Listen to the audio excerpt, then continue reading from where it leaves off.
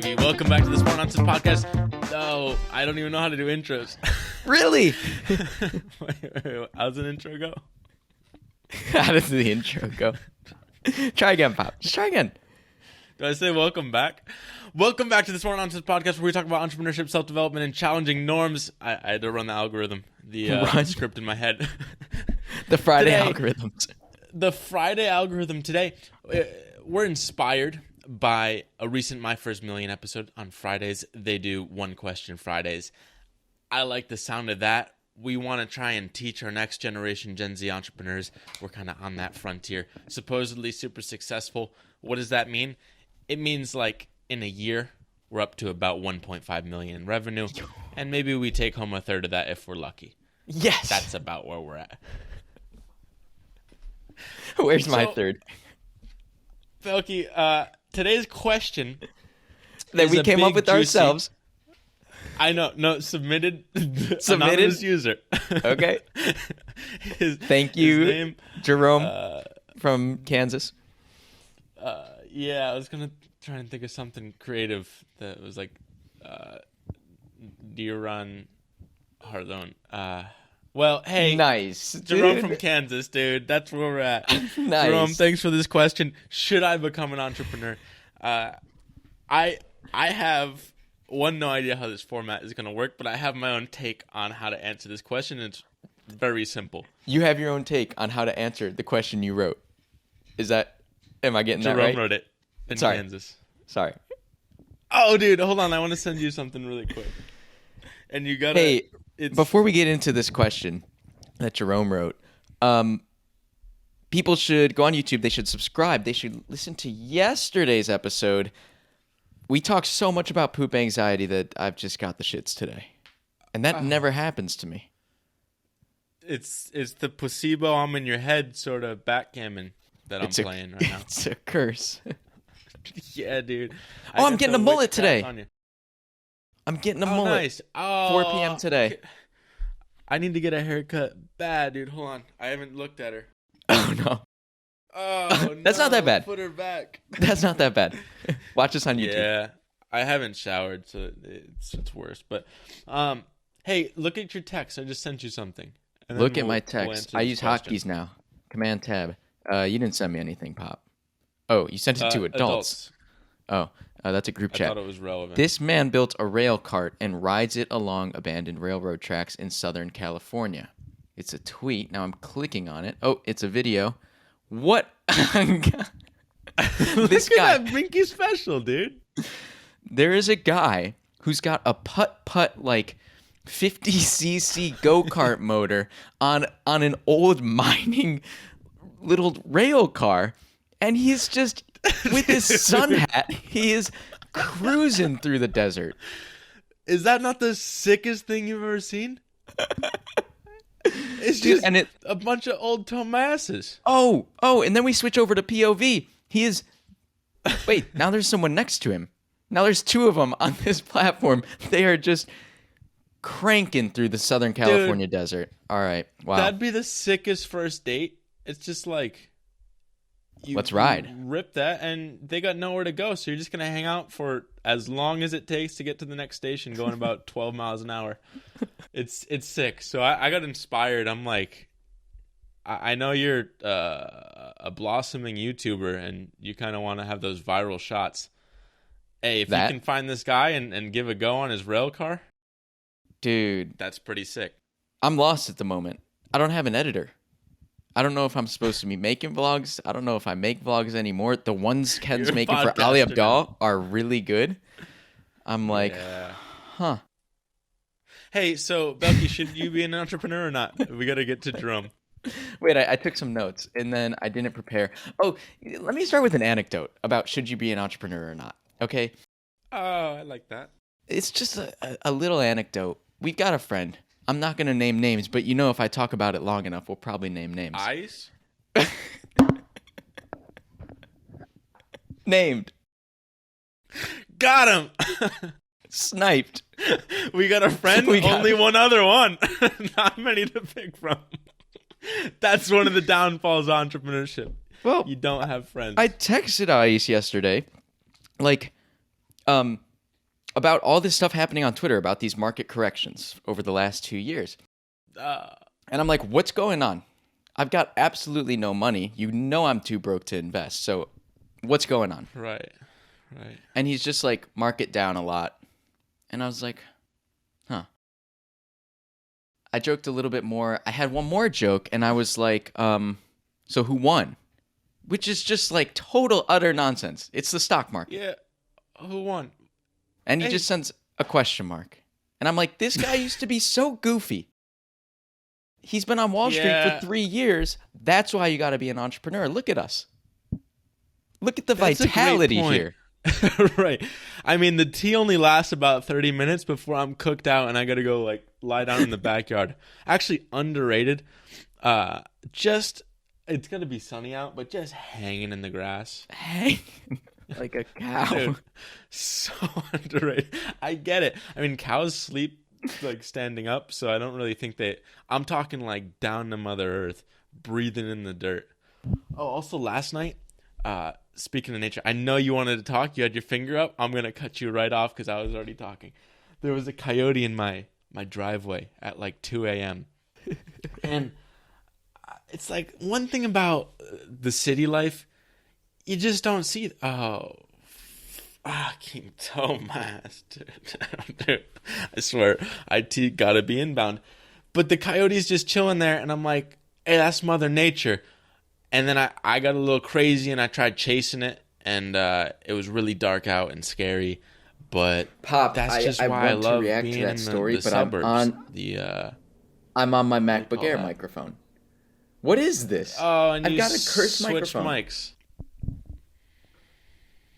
Am I here? Hey, you sound nice. I wanted to say why this worries me. Me you know what coyotes? worries me? No, about the names we name. You know what worries me about that? Ice is on Wall Street because it was the thing for him that felt like play. I'm like, if anyone's cut out to be there, it's him. And I just see him squashed, and so that's my concern about that. Wait. You see him I didn't hear the word squashed. On Wall Street. And if anyone is meant to be there, right, doing the thing that feels like play. Well, we called him La Mula, which is like, or I guess El Mula. I don't know what you do with a guy, but it's like he's the mule, dude. He just like you can saddle 30 pounds of just wet clothes on him, and he'll carry it through the mountains. It don't matter, dude. He's a beast. And we've just seen him get beaten down. And part of the problem is it's kind of like getting fat. You don't really realize you're getting fat till people start calling you rump. And then all of a sudden you look in the mirror a couple years later and you're like, whoa, that don't look like the picture from high school. So you need those check-ins that it's like, hey, dude, what happened to you? But he doesn't get that because everyone in that world is like that. So they're like, hey, we beat him down. He's one of us. Like, let's go Lemmings. But we're out here and we're remembering the old Ice and we're like, God damn, we lost him. He was on the line. There's like little hints that he has life in him. But if he's supposed to be like your model, he's meant for Wall Street, the corporate world, and you beat La Mula down. That's why I'm concerned. And that's why I think, it might not be what was for the anybody. question? I forgot the question that you didn't write. Let me look up Jerome's email. He said, should I be an entrepreneur? Straight to the point. I like straight shooters, Jerome. There's so much nuance. Okay, so that's my anecdote to kick things off. Give me what you're thinking when you didn't write the question. Yeah. I like to start with the answer and then back solve the question. Right. So the answer you're like, I am an entrepreneur. So let me think. If I were to write a question, should I have become one? The answer is no. At the end of the day, it's a hard, clean no. Before I thought it was yes. For a long time, I thought it was yes because, granted, I think we're still working on it, but we have a rough plus or minus formula. Like it's the estimates are in line where the experiment should be. Like we have the theory, the practice it kind of fucks up. But in theory, we're like, hey, just do this, and you can make like $10,000 a month being an entrepreneur, and then you get out of like the beat down moolah lifestyle. Like, you don't want that. You want to come hang with us. But then we realized, like, this whole you can bring a horse to water, but you can't make it drink, which is just repeated over and over and over. We can tell people how easy the formula is, and it's just like, hey, just apply this with like a little bit of concentrated effort and you can do it. But they don't do it. It's just like, you don't have that innate drive. So like, the easy answer is just like, no, you shouldn't, because that's the Elon Musk, like, hey, just don't do it. And then if you do it, you're clearly meant to be at least considering entrepreneurship. Right. If in the face of no, you shouldn't do it, you still do it, you're the right person. He said he has this other quote that says, being an entrepreneur is like eating glass and staring into the abyss of death. It's like, it is. Hey, dude, if he's the best entrepreneur we've ever had in the history of humanity, and he says it's like eating glass and staring into the abyss, it's like, hey. He said he's looking forward to death to escape it all. Yeah. But okay, so then here's my thing on entrepreneurship. What he's talking about is like the caliber he's at.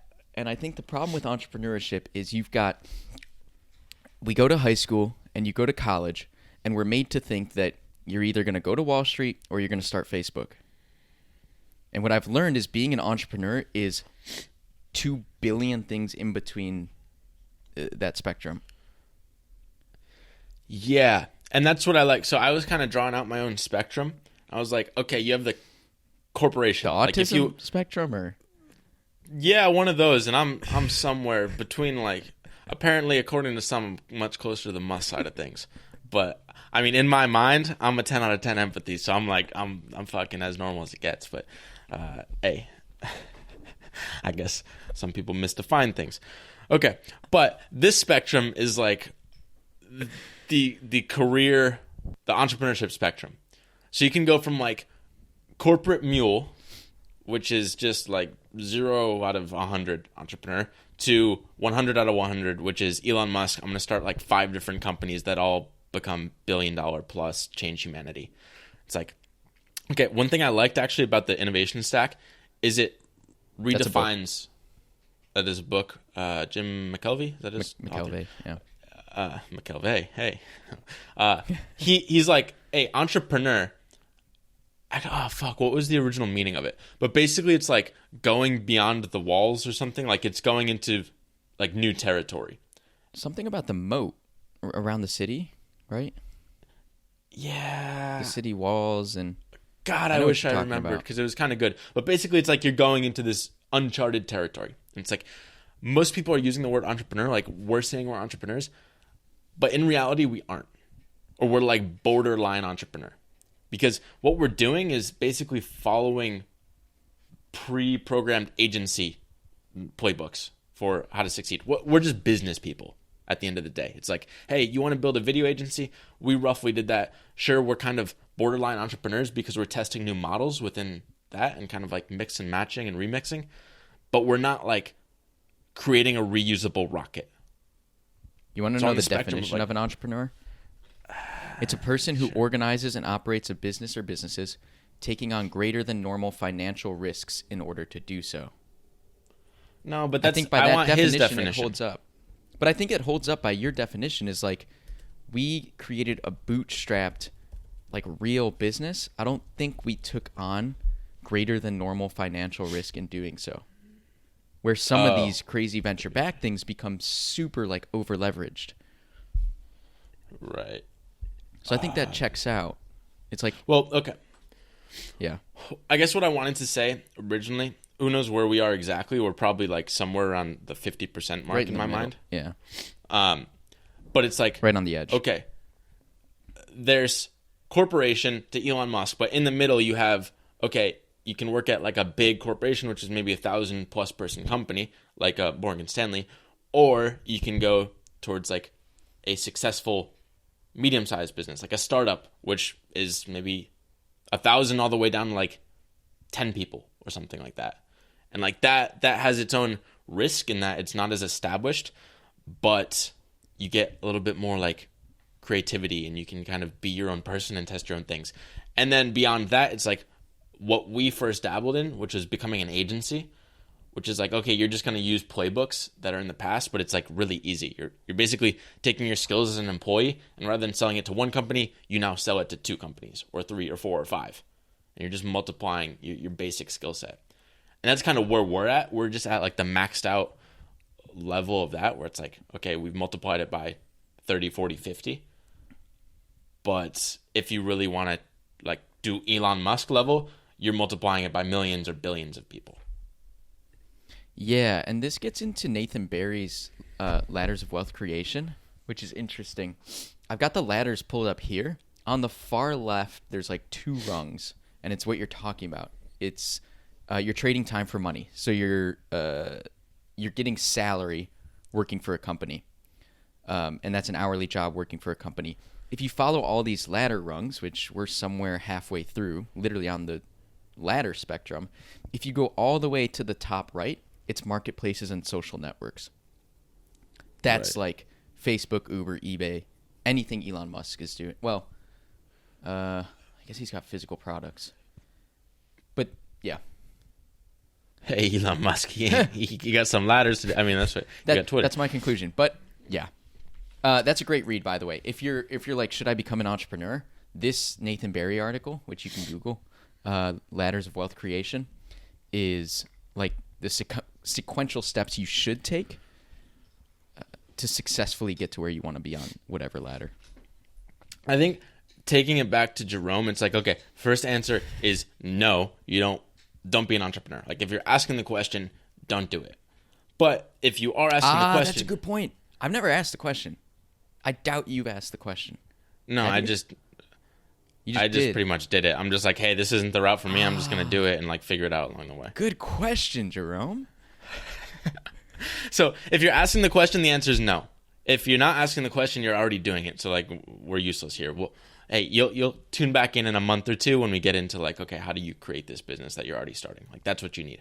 But now you ask the question, don't do it. But what you should do is not work for a corporation, because I think our friend Ice, he never really asked that question. He's just like, I'm just gonna follow what people say because I know I can win.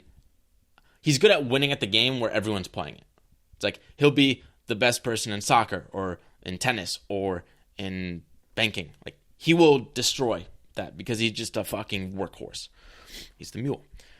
But he never questioned it. So if you are questioning, I think the answer from me that I found like to recommend to Athena or my girlfriend Isa or anyone is just like startup. Find a startup. And that's a super broad term. Like the startup that I joined, just by coincidence, it was like maybe 10, 15 people. Belky, you Same deal. You did 50. that was like 50, People. right? Yeah, we did Skydio. a couple. The last one being Skydio. And then Athena just joined one that's maybe 400. How many are there? 300. 300? Series Right. B. So it's kind of like, it depends on your level of risk, because if the larger the company is, probably the more you'll just get paid, the more certainty you have. So like you can kind of calibrate it where you're at, but it should be a company that's smaller than average so that you do have some sort of autonomy, because I know Athena likes it because she's in kind of this new marketing role where maybe it's 5 or 10 people, so she has more creative control. And it's like that's where you can get a taste of what it's like to be an entrepreneur without the risk. And then if you're like, hey, it's really frustrating that I have to be on calls and waste all the time, and like I hate how my boss manages me and like doesn't pay me on time. If you get that frustrated, like I did, I'm like, hey, I can do it better than these clowns. Let me just do it myself. And that's where I jumped over to becoming the agency. That and or you get in a beast like that, some Series B startup, and you go through the day to day. You're saving up some money. You're looking at all their processes. You're gonna see a bunch of things that are broken that you can fix. You're gonna start to pick out different services or product, like places you can inject value. But you get to do that with the security of a larger corporation. So you're kind of just practicing and tinkering, learning the lingo and the skills, saving up some money. Then if you make the leap, you're more prepared. Yeah, I think, I don't know. I think I guess we answered the question itself. It's like, hey, if you're asking the question, you're fucking. But you asked the question yourself too, so. No, that was Drum. But I was thinking similar questions. It's just a coincidence that we happen to ask them at the same time. Right. But so I think like, okay, if you do eventually get into it, say you're in that spot of like, I'm already at a startup. Do I make the leap? Well, we already answered it. Like if you're asking, you're a bitch. You shouldn't do it. But it's like, I think, sorry, I'm just down talking people. No, but it's like started muttering. Oh, thank God. I was kind of mean. No, I heard you. You called him a bitch. You called Jerome a bitch. Yeah. That's the last question we'll ever get. 10 out of 10. But, okay, I think the people that are going to be successful once you make the leap are the people that, one, are okay with making literally bare minimum, like your ramen profits. Say it's like 25 grand. Like literally, I'm in my mom's house right now. You're in a distant family's house. It's like we don't really have our own places right now, and it's like you got to be okay with doing that for an indefinite amount of time. And then also, if you don't have a partner that's dope, like us two, in theory, that just like makes the roller coaster ride a lot more fun. Actually, that was in Sean's one question Friday for my first million. He's like, some guy lost a lot of NFT money, and he's like, yeah, I say this with Sam, one of my business partners. He's like, hey, we signed up for a roller coaster. So if every time the roller coaster goes down and you're like, what is this? Like, I hate this is going down. It's like, dude, you stood in line for 30 minutes. What were you expecting? Like, obviously we're getting on a roller coaster. It goes up and down. So like it helps when someone's by your side to like remind you, hey, this is what we signed up for. It's a lot more fun when you do it. So those are the people that will be successful. But in general, most people are probably on their own. They don't have a dope Belky. That's what else? Side. You know what else Sean said is like, you can do two things when stuff happens to you. You get to decide your story when something happens to you, and there's two stories you can pick. You can pick the narrative that's like this was good or funny or whatever for this reason, or you pick the narrative like woe is me, this was bad. And I think what the narrative we often find ourselves picking when things happen is the humorous one. And I think that's what makes the lows bearable is like, we'll just make anything a joke. Right. You got to default to humor.